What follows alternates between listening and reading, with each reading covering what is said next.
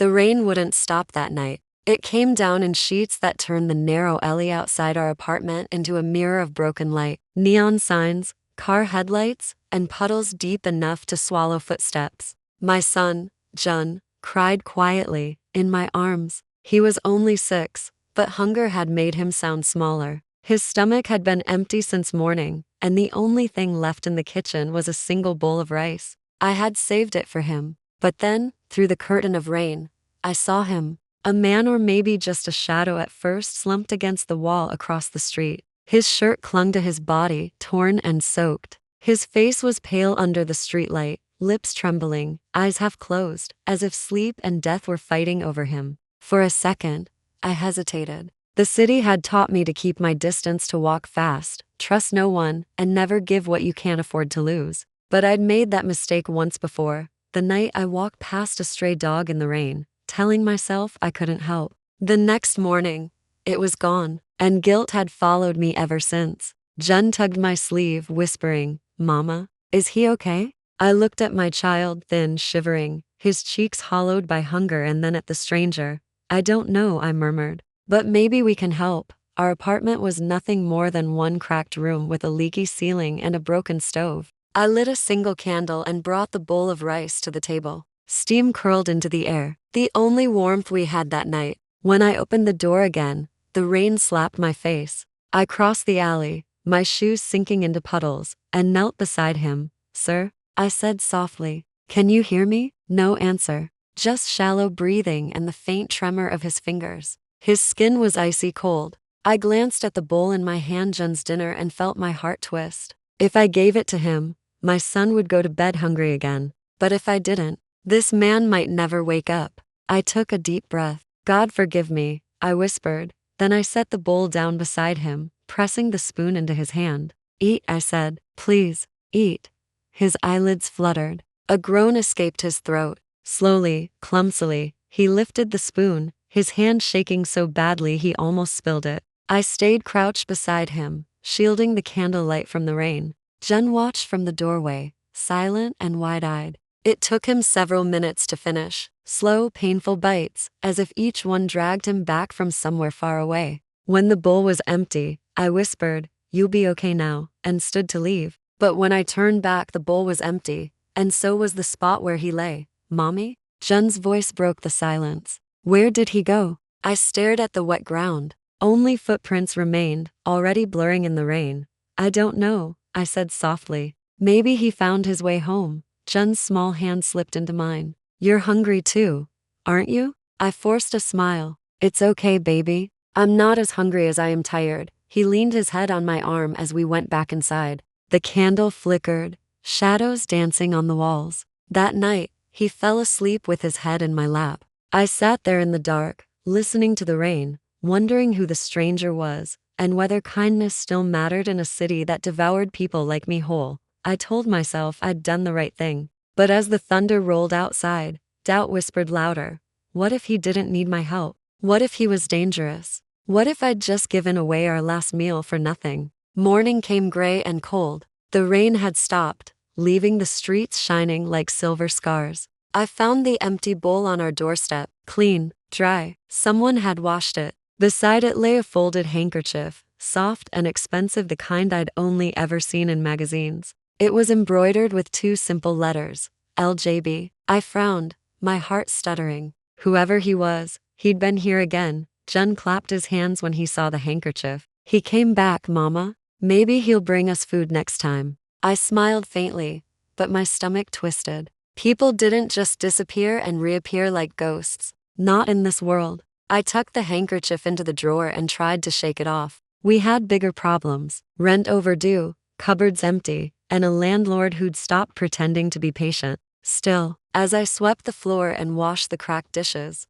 I couldn't stop thinking about those letters. LJB. I repeated them under my breath like a secret prayer. That night, I dreamed of the man again. Not as I'd found him, pale and broken, but standing in the rain, watching me with eyes that saw everything. He didn't speak. He just smiled faintly, as if saying thank you. And then I woke up to the sound of knocking on the door. It was past midnight. Jun stirred in his sleep. I pulled the blanket over him and opened the door a crack. No one was there. Only a paper bag sat on the floor, still warm. Inside was a meal box, neatly packed, rice, meat, vegetables. No note, just the faint scent of rain and the memory of those initials. I sat at the table staring at the food, tears burning behind my eyes. I hadn't tasted meat in months. I wanted to save it for Jun, but he woke, rubbing his eyes, whispering, "Mama, did someone send us dinner?" "Yes," I said softly. "Someone kind." He smiled, his teeth small and bright.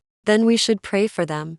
So we did. Two hungry souls in a leaking apartment, praying for a stranger who had vanished into the rain. That night, I thought about what my mother used to say before life hardened me. Kindness is never wasted. It just takes time to find its way home. Maybe she was right. Maybe mercy still existed in this city, even if it came wrapped in mystery. As I blew out the candle, I whispered a silent wish into the dark, that the stranger, wherever he was, had found warmth too. What I didn't know was that, miles away, in the top floor of a glass tower, a man was staring at a simple bowl of rice he'd never forget and planning the first act of gratitude that would change my life forever. The next morning smelled of damp concrete and disappointment. Rainwater still dripped through the cracks in our ceiling, landing in the same pot I'd placed there months ago. The rhythm used to lull me to sleep. Now, it only reminded me how fragile our life had become. Jun woke up coughing again, thin shoulders, hollow cheeks. I brushed his hair aside, forcing a smile. I didn't feel. "Go back to sleep, baby. I'll get breakfast soon."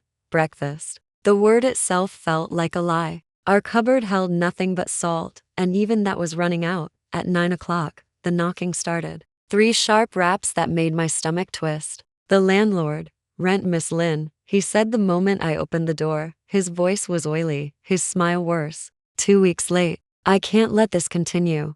I just need a little more time," I pleaded. "I'll find more work," he waved a hand. "You've been saying that for months. Either you pay by tomorrow, or you and your boy find somewhere else to beg." His eyes dropped to Jun's small figure hiding behind my skirt. "Cute kid," he added. "But pity doesn't pay the bills." The door slammed before I could answer. Jun's fingers clutched mine. "Are we leaving, Mama?" "Not yet," I whispered. Though I didn't know if it was true, I spent the entire morning walking street to street, asking for cleaning jobs. Most people didn't even look up when they refused. One cafe owner laughed. "You look too weak to carry a mop." By noon, my shoes squelched with dirty rainwater, my clothes heavy. I had 20 yuan left, not enough for rent, but maybe for bread. When I came back, Jun sat by the window waiting. "Did you find work?" "Soon," I said. "We just have to keep believing." He nodded like a little soldier trying not to cry. That evening, thunder rolled again in the distance.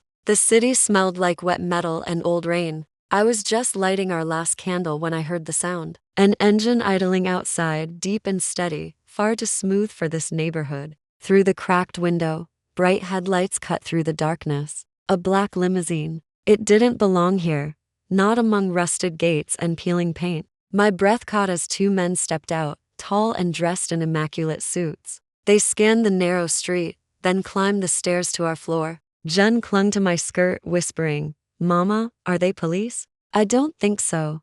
The knock came polite, deliberate. I opened the door just an inch. "Miss Lin Mai?" one of them asked. My voice trembled. "Yes?" He smiled faintly. "Our employer owes you dinner and a future." For a moment, I just stared at him. The words didn't make sense.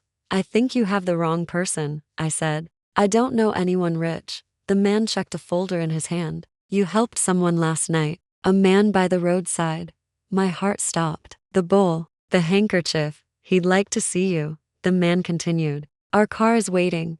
I shook my head quickly. "No, I can't. I have my son. And our employer insists." His tone was calm, professional. But something in it told me insists wasn't just a request. "I'm sorry," I said, shutting the door halfway. "We don't know who he is." The man hesitated, then set something gently on the floor between us, a small white envelope. "If you change your mind," he said, "this will cover a week's rent." He asked us to leave it either way. Before I could protest, they turned and left, their footsteps echoing down the stairs, their car gliding away like a shadow swallowed by the night. I stood frozen, the envelope heavy in my hand. Inside was cash clean, crisp bills that smelled faintly of cologne, Too much for a week's rent. My hands shook. Kindness had found its way back. But it didn't feel like kindness anymore. It felt like intrusion. Like danger wrapped in wealth. Jun tugged at my sleeve. Mama, are we rich now? I knelt beside him, holding his tiny face. No, sweetheart. We're just lucky. For now. I tried to sleep that night, but my mind refused to quiet. Who was he? Why send people instead of coming himself? And what did he mean owes you dinner and a future? By morning, the money still sat untouched on the table. I couldn't bring myself to spend it. Instead, I went downstairs to the landlord and handed him half. For the rent, I said. He counted it twice, his eyebrows arching. Did you rob someone? No, I replied flatly. I helped someone, he snorted. Then help him again, Miss Lin. Maybe he'll pay you better next time. When I returned upstairs, the building felt unusually quiet. Too quiet. Then I saw them, the same men from last night, standing beside the limousine again. This time, they weren't smiling. Their driver opened the door, and inside, I glimpsed a man seated in the shadows. Crisp suit, watch gleaming, posture composed. His gaze met mine through the tinted glass, and for a heartbeat, the world went still. Those eyes, I'd seen them before dimly, half shut, rain-soaked in the alley. He was the stranger. Only now, he looked like he belonged on magazine covers, not on the ground. One of the men spoke softly. He won't force you, but he'd like to thank you in person. I wanted to refuse. Every instinct screamed to run, but something in his expression, calm, unreadable, almost gentle, made me pause. Maybe it was curiosity. Maybe it was fear. Maybe it was hope, the foolish kind that still flickered, even after everything. I looked down at Jun. Stay close to me, okay? He nodded, clutching my hand. And together, we stepped toward the car, toward the stranger I'd once fed in the rain, and the storm that was about to begin again. Before the city swallowed me whole, I used to dream of a different life, one that smelled like flower and sunlight. My husband and I once owned a tiny bakery in a quiet town by the river. The windows fogged every morning with warmth, and laughter was our only music. He used to joke that our bread rose better when I sang.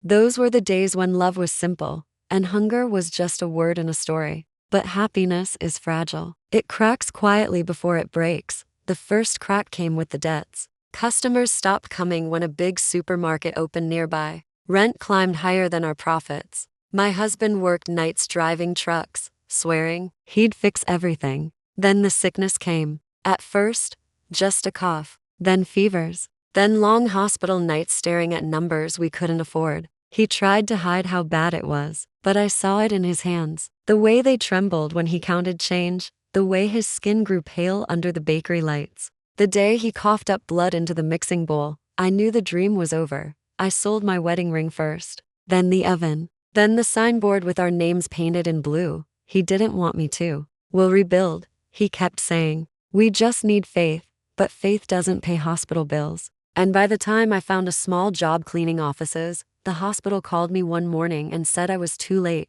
He was gone. I remember the rain that day, the same kind that later soaked me the night I found that stranger. The sky cried harder than I did. The bakery closed the same week. Our landlord didn't even look at me when I handed over the keys. He just locked the door and said, "Try not to owe anyone again." I walked home with my son in my arms and a single loaf of unsold bread pressed to my chest. That night, we ate it without speaking. That was the last meal we had together before the city turned us into ghosts. After that, I promised myself one thing: never depend on anyone again. Not on kindness, not on promises, not on love. Because all of those disappear when hunger arrives. The city didn't welcome widows. It tolerated us barely. I took every job I could find, mopping restaurant floors, scrubbing hotel bathrooms, folding laundry until my hands cracked. I learned to move quietly, to keep my head down, to survive without being seen. Every coin mattered. Every grain of rice was accounted for. I became a machine built on exhaustion and hope. And for a while, that was enough, until Jun got sick last winter. It was just a fever at first, then coughing, then chills. The clinic wanted payment up front, but I didn't even have enough for medicine. That night, as I watched him shiver under a thin blanket, I made the hardest choice of my life: to beg. I went door to door asking for leftover food, swallowing my pride until it tasted like dirt. One man slammed the door in my face. Another threw coins at me from his window like I was something less than human. Still, I thanked him. Because pride couldn't feed my child. That's when I stopped believing in miracles. So when I found that man by the roadside half-conscious, soaked, starving, it wasn't mercy that made me feed him. It was memory. Memory of my husband coughing in the dark, of the neighbors who looked away, of the night. I prayed someone, anyone, would have mercy on us. I didn't save that man because I was strong. I saved him because once, nobody saved me. When the limousine came and those men said he owed me a future, I didn't know what to think. Part of me wanted to believe it, that maybe life was finally giving something back. But another part whispered that debts from the rich are never gifts. They're traps with ribbons. I'd seen enough to know how power worked. It smiled while it crushed you. And yet, there was something in the way he'd looked at me from that car, not pity, not superiority, recognition, as if he remembered the rain the same way I did. That night, after Jun fell asleep, I stood by the window and stared at the envelope of cash on our table. The city lights flickered outside, cold and distant. I thought of my husband again, of his rough hands kneading dough, of his voice saying, "We'll rebuild." And for the first time in years, I whispered back, "Maybe I will," not with faith, but with grit. I didn't know who the stranger really was yet, the man behind the initials, the power, the money. But deep down, I felt it. The night I gave him that bowl of rice, something had shifted, not just in my life, but in the air between us. I couldn't explain it. It wasn't love, not yet. It was something quieter, an invisible thread that fate had tied between two starving souls, one fed by desperation, the other fed by guilt. And as I watched the rain start again, I whispered the same words my mother once told me when the bakery first opened, words that had stopped feeling true until now. Kindness always comes back. Just not always the way you expect. I closed the window, hugged my sleeping son, and tried to believe her again. Because somewhere out there, under the same restless sky, a billionaire who'd once starved in the rain was remembering the taste of plain rice and realizing it had been the first real meal of his life. The rain had finally stopped the morning the black car returned. It waited at the end of the street like something out of a dream. Gleaming paint, tinted windows, a reflection of everything I didn't belong to. Jun was still asleep when I stepped outside. I'd told myself I wouldn't go, that nothing good ever came from men with money and secrets. But curiosity is a stubborn kind of hunger, and I'd been hungry a long time. The same driver stepped out, polite as before. "Miss Lin," he said, "our employer would like to speak with you in person. Just 10 minutes. I wanted to say no, but something in his tone, not cold, not commanding, felt almost respectful. I took a breath and nodded. 10 minutes, I whispered. The car's interior was silent except for the hum of the engine and the faint scent of leather and rain. My reflection looked out of place against the glass, worn clothes, tired eyes. I folded my hands in my lap to stop them from shaking. We drove through parts of the city I'd never seen except in newspapers, glass towers piercing the clouds, streets lined with lights that never dimmed. When the car finally stopped, I looked up at a grand marble facade, Regent Hotel, the kind of place people like me only clean, never enter. The driver opened my door. "He's waiting inside." The lobby was quiet, elegant, full of soft music and polished marble. Every step I took echoed like it didn't belong there. Then I saw him. He stood by the window, tall and composed, his reflection shimmering in the glass. The same man I'd found in the rain, but now his posture was effortless, his suit tailored to perfection, his presence almost unreal. He turned when he heard me, and for a moment, I froze. Those eyes, calm, dark, unreadable, were the same ones that had looked up at me from the wet pavement that night. "Miss Lin," he said, his voice low and even. "Thank you for coming." I swallowed. "You didn't leave me much choice." A faint smile touched his lips. "You're right. I owe you more than I can repay, but I thought I should at least start with breakfast." He gestured toward a table by the window, already set for two. Real plates, real food, the kind that smells like wealth: coffee, bread, fruit. I hesitated. "I didn't come for food." "I know," he said simply. "But you gave me yours." Let me return the gesture. My throat tightened. "That night, who are you?" He looked out the window for a moment before answering. "Someone who'd lost everything money couldn't buy." It wasn't the answer I expected. "I was sick," he continued quietly. "My rivals poisoned a drink meant for me. I collapsed near your street. The doctors said if I hadn't eaten that rice, I might not have made it. I blinked, stunned. You mean yes? He met my gaze. You didn't just feed a stranger. You saved me. The words hung between us, heavy as rain. I shook my head. I didn't know. I just couldn't watch someone die. That's exactly why, he said. Compassion without reason. That's rare. He poured tea for both of us himself, the gesture almost humble. I'm Liang Jun, CEO of Liang Enterprises, of course. LJB, the initials on the handkerchief. I don't need your money, I said before he could continue. His smile didn't fade. I'm not offering money. I'm offering opportunity. I frowned. What kind of opportunity? I've just opened a catering division, he said. We need someone who understands food, someone with heart, not polish. You ran a bakery once, didn't you? I froze. How did you?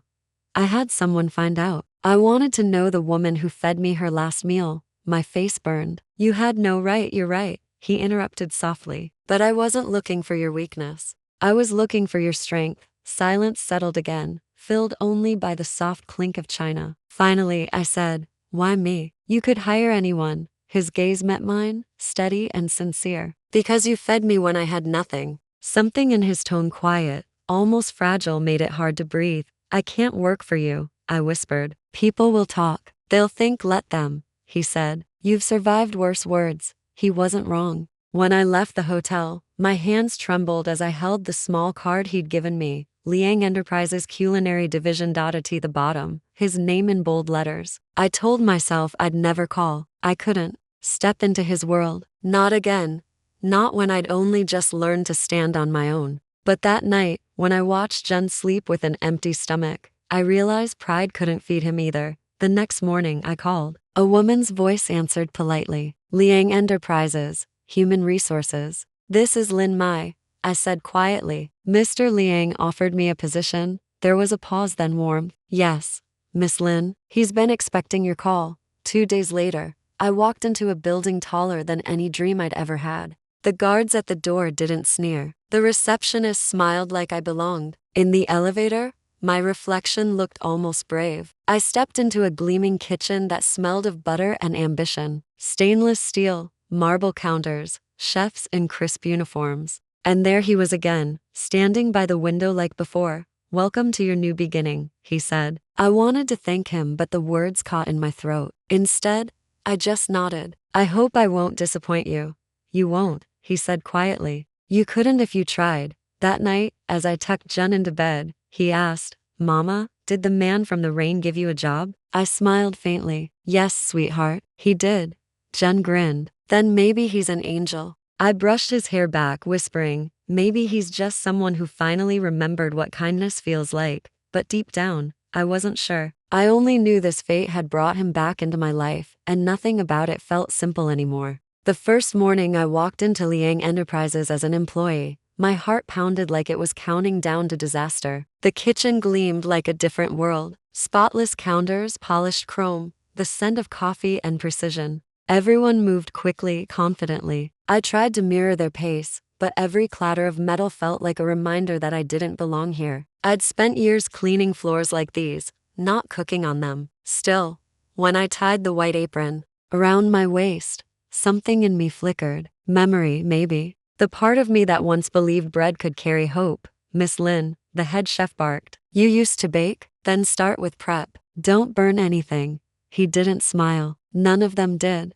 To them, I was charity, a pity hire from the boss's whim. But when I started slicing vegetables, my hands remembered. The rhythm, the patience, the quiet focus my husband once said made me glow. Slow down, the chef warned. We're not in a street stall. I didn't answer. But by lunchtime, when the first batch of dishes left the counter, the manager tasted one, paused, and said, Who made this? I froze. He pointed at the tray. The stew. Me, I said softly. He nodded once. Don't change a thing. The others glanced at me, then not kindly, but with something new. Curiosity. That evening, I stayed behind after the others left. The kitchen was quiet except for the hum of refrigerators and the city whispering through glass. I was scrubbing the counters when a voice behind me said, You missed a spot. I turned, startled. He stood there, Liang Jun, no suit jacket, sleeves rolled up, his tie loose. His presence filled the space like soft thunder. I frowned. You shouldn't sneak up on people, especially the ones who wash your dishes. His lips twitched. I wasn't sneaking. I was observing. Observing what? How fast you adapt. I adapt because I have to, I said quietly. Not because I want to. He stepped closer. Maybe it's both. I looked down, unwilling to meet the gaze that made my pulse stumble. Why are you really doing this? You could have just sent money. He leaned against the counter, arms crossed. Money can't repay mercy.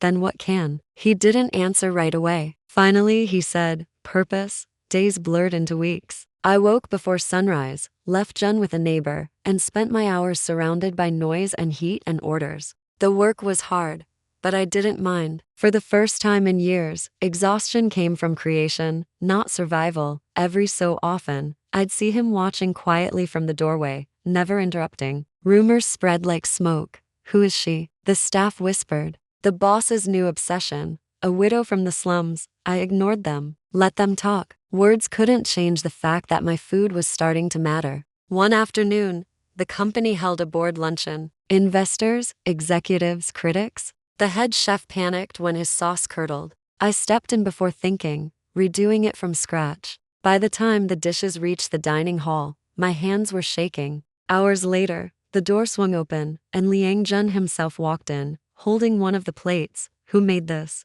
He asked. Everyone froze. The chef cleared his throat. Miss Lin, sir. Liang Jun placed the plate gently on the counter. Then everyone here should learn from her. The room went silent. When he left, the others stared at me with something I hadn't seen in years. Respect. That night, as I cleaned up, he returned again. You saved my reputation today, he said quietly. I laughed softly. Funny. I thought you saved mine. He tilted his head. How so? By letting me work, I said. By treating me like I belong here. He studied me for a long moment, something unreadable in his eyes. Then he smiled. A real one this time. You do belong here. He took a step closer, and his voice dropped. You give flavor to things I thought I'd stop tasting like life. My chest tightened. You shouldn't say things like that, Mr. Liang. Why not? Because they sound like promises, I whispered. He didn't answer, but his gaze said everything. His words didn't.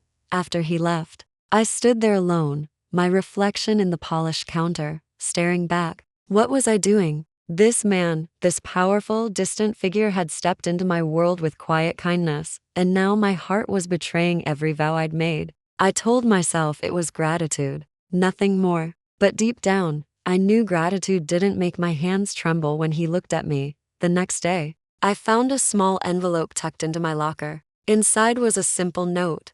Lunch tomorrow. Not business.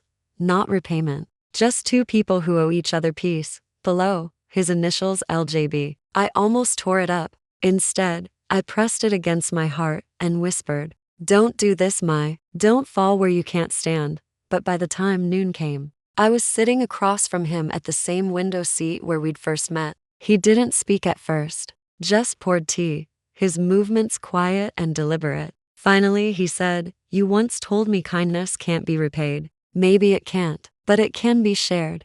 I smiled faintly. You sound like someone who's starting to believe in fate. He met my eyes. I didn't before. But then a woman in the rain gave me her last meal. For a moment, the city disappeared beyond the glass. There was only the faint hum of music, the clink of cups, and the strange peace that comes before a storm. And deep down, I realized the truth. I had saved his life once. But now, somehow, he was saving mine, one quiet act at a time. Part 5 ends ready to continue with Part 6 Exposure and Fallout. Part 6 Exposure and Fallout 150 words cinematic first-person diary style. Following training CV2 framework I should have known peace never lasts. It comes softly like sunlight through a crack and then the world remembers you don't belong in its warmth. It started with whispers. A photograph of me leaving his office one evening, head bowed, hair wet from rain. Then a headline that spread like fire. Billionaire CEO's new obsession, the widow chef from the slums. I saw it first on a customer's phone at the corner store.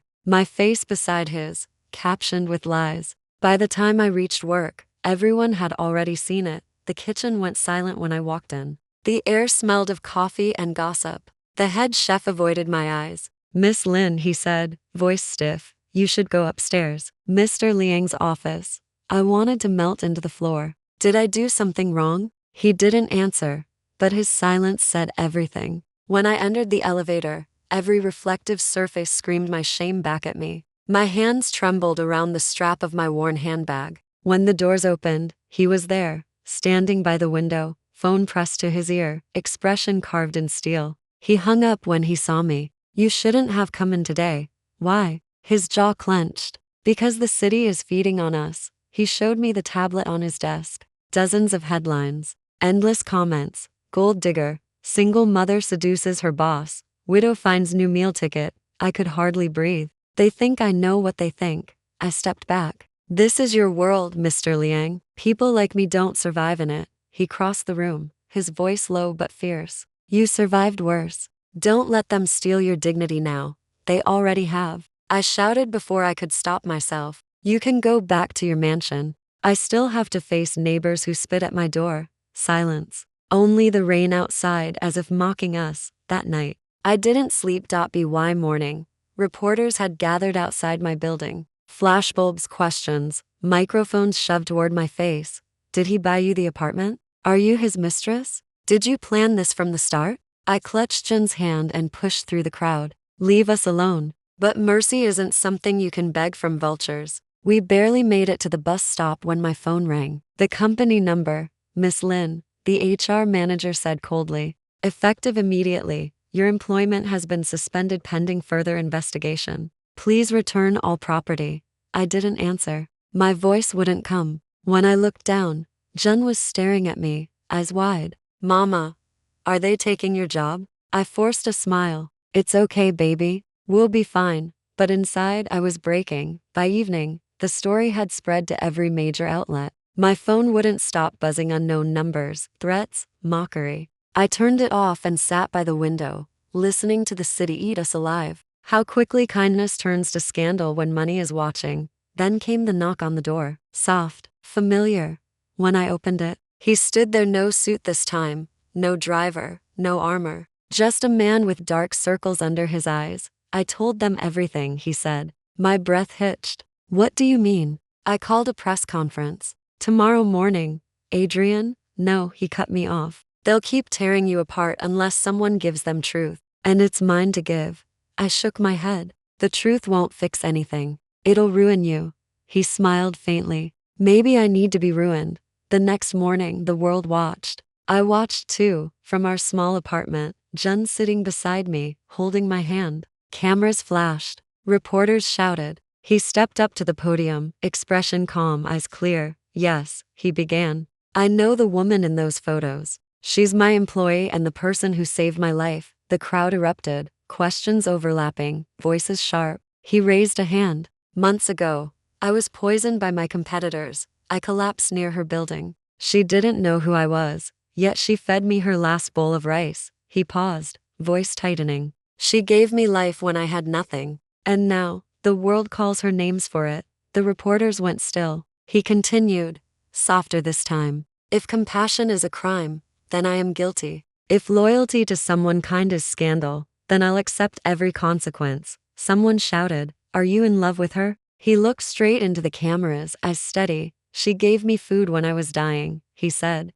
Now I'm returning her everything she lost. I didn't realize I was crying until Jun whispered, Mama, he's talking about you. I nodded, tears blurring the screen. Yes, sweetheart, he is. When the conference ended, he walked away from the flashing lights and microphones, head high but steps heavy. And I knew, without a doubt, that every empire he'd built was about to crumble, not because of greed this time, but because of me. By evening, his company released a statement confirming his resignation. Liang Jun, the billionaire everyone envied, was stepping down. The city buzzed with disbelief, but all I could do was sit in silence, my heart heavy with gratitude and guilt. He had defended me when he didn't have to. He had believed in my innocence when the world refused to, and yet, a part of me wished he hadn't, because the higher the man, the harder the fall, and I was the reason he was falling. That night, rain returned. I stood by the window, watching droplets chase each other down the glass,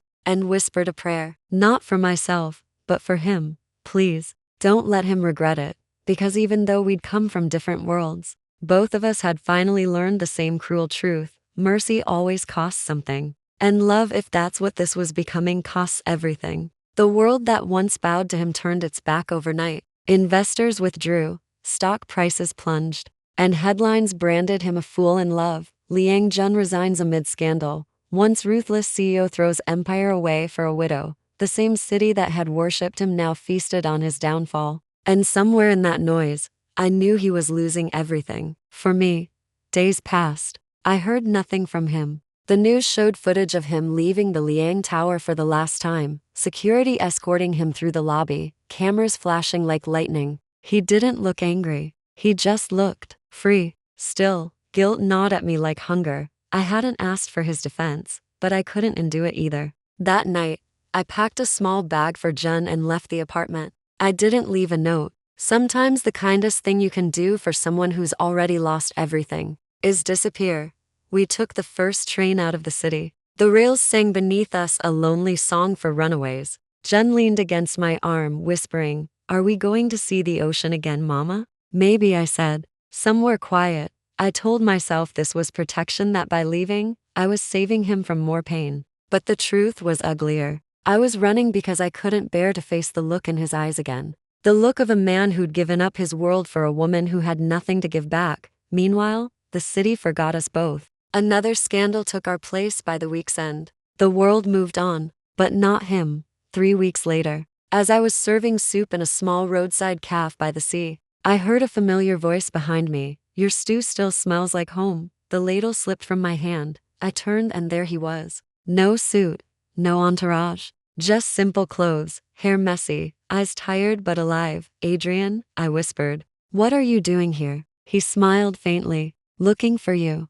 My throat tightened. "You shouldn't have. You need to rebuild your life." "I am," he said softly. "You're part of it." We sat on the cafe's back porch, facing the ocean. The waves were loud, but not enough to drown the ache between us. "I lost the company," he said matter-of-factly. "The board voted me out. The investors pulled everything. Liang Enterprises is no longer mine." I looked down at my hands. "I'm sorry." He shook his head. "Don't be. I built it on greed. Maybe it needed to fall." "Still," I said, voice breaking, "I didn't want you to lose everything because of me." He leaned forward, eyes steady. "You gave me something they couldn't, a reason to feel human again." Tears burned behind my eyes. "You shouldn't say that."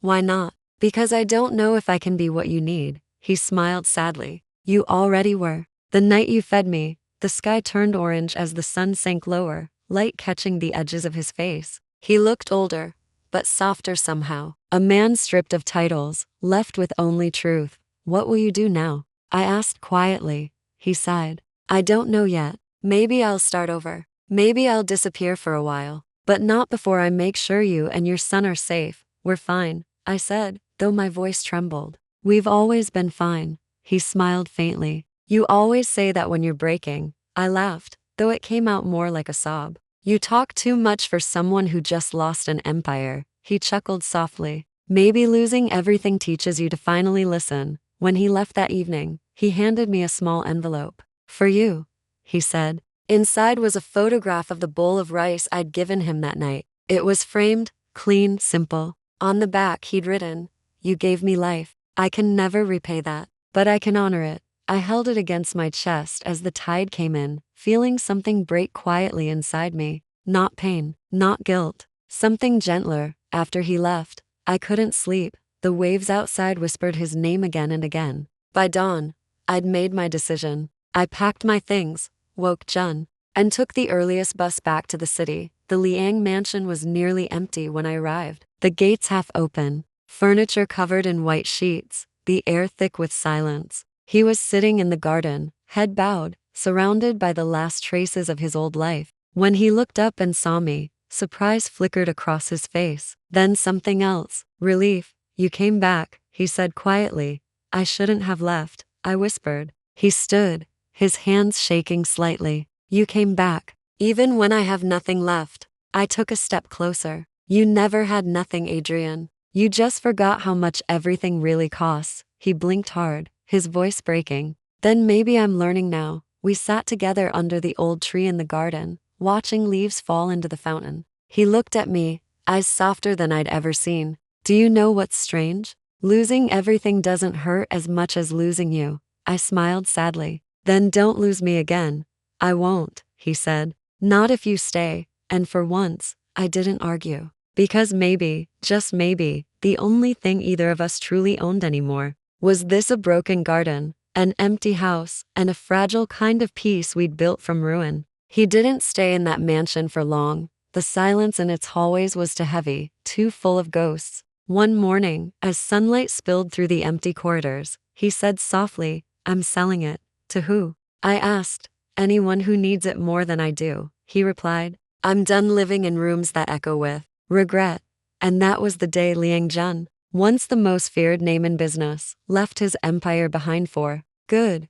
We moved to a small town by the river. The rent was cheap, the air smelled like grass and fried noodles, and for the first time in years, laughter didn't sound out of place in my home. He rented a modest space by the market, white walls, peeling paint, but full of light, and turned it into a small cafe, not for profit, for people who couldn't afford to eat. He called it the second meal. When I asked him why, he smiled faintly. Because no one forgets the person who gave them their first. At first, the townspeople didn't believe he was who he said he was. They laughed at the idea of a former billionaire serving soup. But every morning, he'd roll up his sleeves and stand behind the counter, greeting every stranger like an old friend. Hungry? He'd ask. Then sit. The world can wait. I watched him scrub tables, wash dishes, and carry trays without a trace of shame. The man who once commanded skyscrapers now wiped down wooden benches with the same care. I used to give my son's fevered forehead a tea night.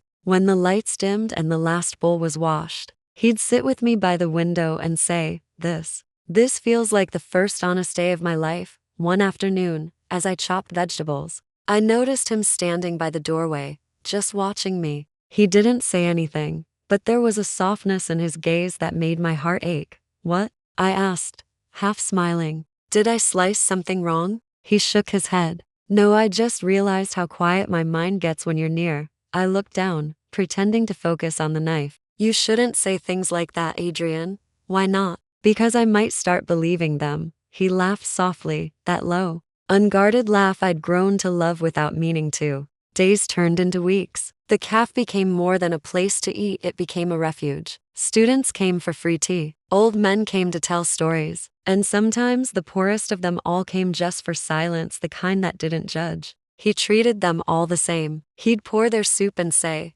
"You're welcome here." Always. The newspapers eventually found him again. Billionaire turned philanthropist opens cafe for the poor. He didn't care. He refused interviews. When a reporter asked why he did it, he simply said, "Because once, a woman taught me that even one bowl of rice can save a life." That evening, when I locked the door, I said quietly, "You could have told them my name." He looked up from counting the days' change. "You think I didn't want to? Then why didn't you?" "Because they don't need to know you, Mai. They just need to remember what you did." Kindness doesn't need a name to be eternal. Something inside me broke, not from pain, but from understanding. He wasn't just repaying me anymore. He was honoring me. Later that night, we sat outside as Jun dozed off beside us. The air was cool, the stars sharp and bright. "I still feel guilty," I confessed. "You lost everything because of me." He smiled faintly. "I didn't lose it. I gave it away." "Why?" "Because I was done owning things that didn't make me feel alive." I stared at him for a long moment. "You really think this small life is enough?" He reached over, brushing a lock of hair from my face. "It's more than enough. I've had wealth, I've had power, but peace only came when I found you." My chest tightened. "Don't say that." "Why?" "Because you're turning this into a love story," I whispered. "And love has always taken more than it's given me." He smiled gently. "Then let me rewrite that ending." The next day, he burned his hand trying to stir the soup. I rushed over, scolding him while wrapping his fingers in cloth. He winced, but laughed anyway. "Guess I'm still not meant for kitchen work." "You were meant for chaos," I muttered. He looked up at me through the steam. "Not anymore." And then, right there with his hand bandaged, eyes shining with humility, I saw it. The man who once measured life by profit was gone. All that remained was a man who understood the weight of hunger, the price of mercy, and the miracle of being forgiven. That night, as I closed the cafe, I turned to him and said softly, "Do you ever miss it? The company?" He asked. "The power? The life you had?" He thought for a moment. Then he said, I miss her sometimes, the version of me that didn't know any better. But I don't envy him. He smiled, faint but certain. I used to count profits, now I count the smiles at our table. I've never been richer. He reached out, hesitating only a second before taking my hand. Stay, he whispered. Not because I owe you. Not because of the past. Stay because the future looks better when you're in it. I didn't answer right away. The lantern light flickered, painting his face in soft gold. Finally, I whispered, I think I've been staying all along. And his fingers tightened around mine, steady, warm, unashamed. Spring arrived quietly, like a promise kept. The cafe windows were wide open, letting in the sound of children laughing from the street and the scent of blooming jasmine. The days no longer felt like battles. They simply flowed, filled with small miracles. The clink of cups, the hum of conversation, the way sunlight fell across the wooden tables where strangers became friends. Every corner of the second meal held a story now. A fisherman who left coins he couldn't spare. A schoolgirl who helped wash dishes after class. Even an old widow who once told me, your soup tastes like forgiveness. And through it all, he stood beside me, not as a CEO, not as a savior, but as a man rebuilding his life one bowl at a time. One morning, I found him outside painting the new sign. He'd written community kitchen under the old name, his sleeves rolled up, a streak of white paint across his cheek. I laughed softly. You're terrible at staying clean. He grinned without turning. Perks of honest work. Jun ran up, holding a bunch of wildflowers. Mama, I found these for the tables. Perfect, I said, tucking one behind his ear. He beamed, then turned to Liang Jun. Uncle, are you coming to the festival tonight? Liang Jun nodded. Wouldn't miss it. The town's spring festival was small but full of heart-red lanterns swaying in the breeze, the air thick with the smell of roasted chestnuts and laughter. We closed early so everyone from the cafe could join. I wore a simple white dress, the same one I'd repaired a dozen times, and Jun wore a paper crown he'd made himself. Liang Jun met us at the gate, wearing a blue shirt and the kind of smile that made everything else fade. The night pulsed with music and color. For once, I wasn't the woman who'd begged for work or the widow who'd been pitied. I was just laughing under lantern light. When the fireworks began, the crowd turned to the riverbank. Sparks painted the sky in gold and crimson. Jun tugged at my hand. Mama,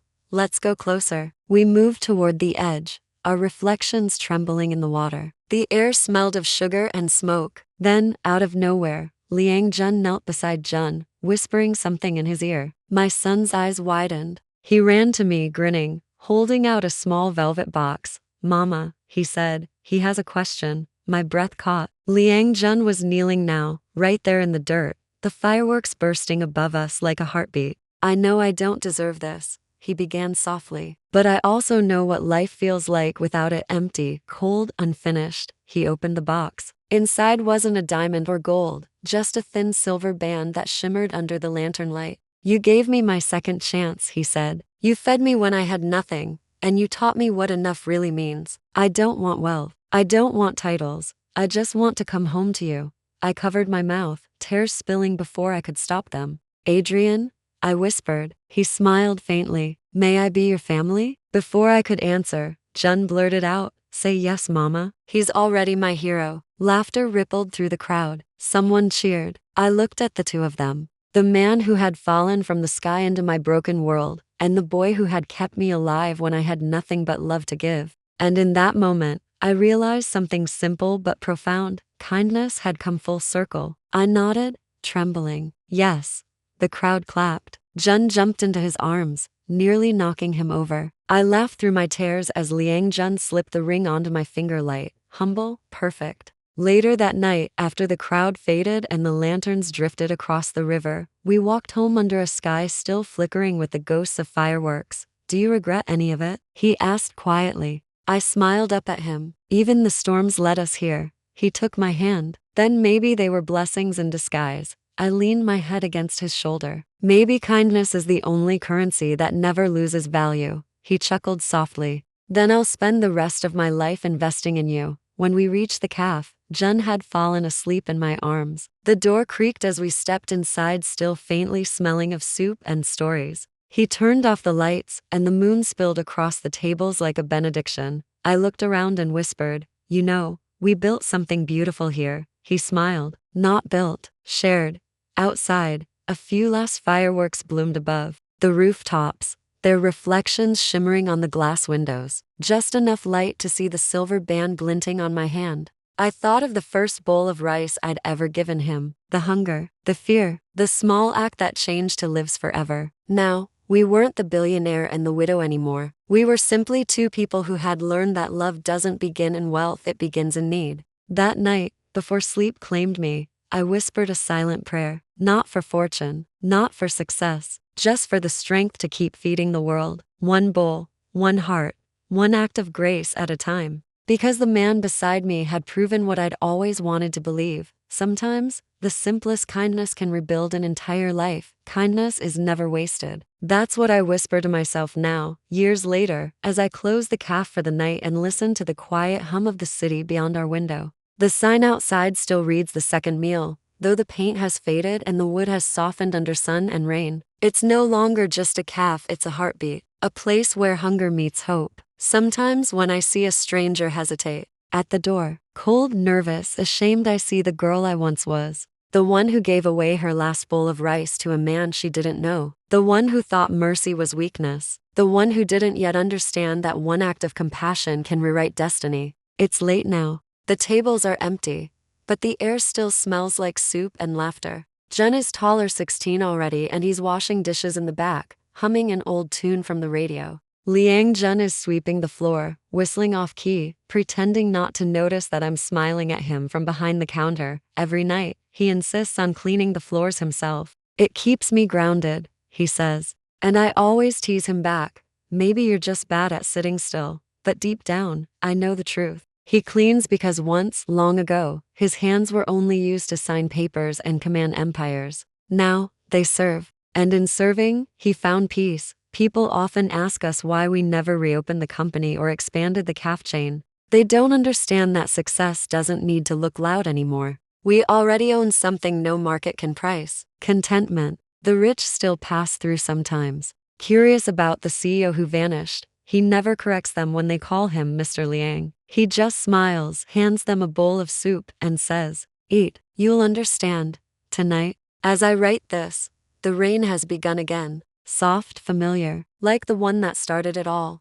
I step outside and let a few drops fall on my face. The air smells like wet earth and memory. The neon sign flickers, casting light on the small plaque by the door that reads, "One meal changed to lives." I trace the words with my fingers, my heart swelling. It's strange how life folds back on itself. Once, I was a woman drowning in hunger and fear. Once, he was a man drowning in pride and emptiness. And fate or mercy, or maybe both, let our broken pieces fit together until we became whole again. Some nights, I still think of that first evening. The rain, the stranger, the shaking hands that offered him food. If I had turned away, if I had chosen fear over compassion, none of this would exist. I might still be fighting to survive instead of learning how to live. So I tell Jun and everyone who eats here the same thing.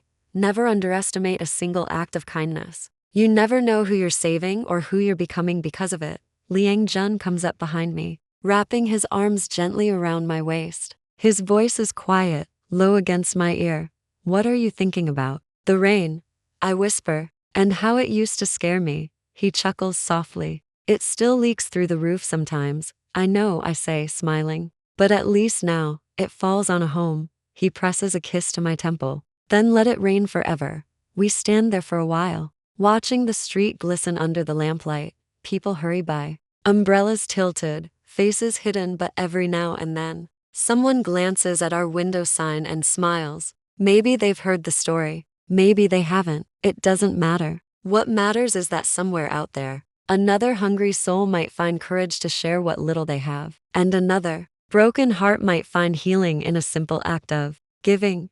I return to the counter and close my diary. The last line, inked carefully beneath the old ones, "Kindness is the only wealth that grows when you spend it." The words shimmer under the soft yellow light. I look toward the kitchen, my son laughing, the man I love humming as he cleans, and my chest fills with quiet, steady gratitude. That's all life ever asked of me, to give without counting, to love without fear, and to believe that goodness always finds its way back. And it did. That was my story. If you've ever shared your last bite with someone in need, maybe destiny was already sharing back. And if this story touched your heart, stay a while. Like and subscribe and never stop believing that even the smallest kindness can change everything.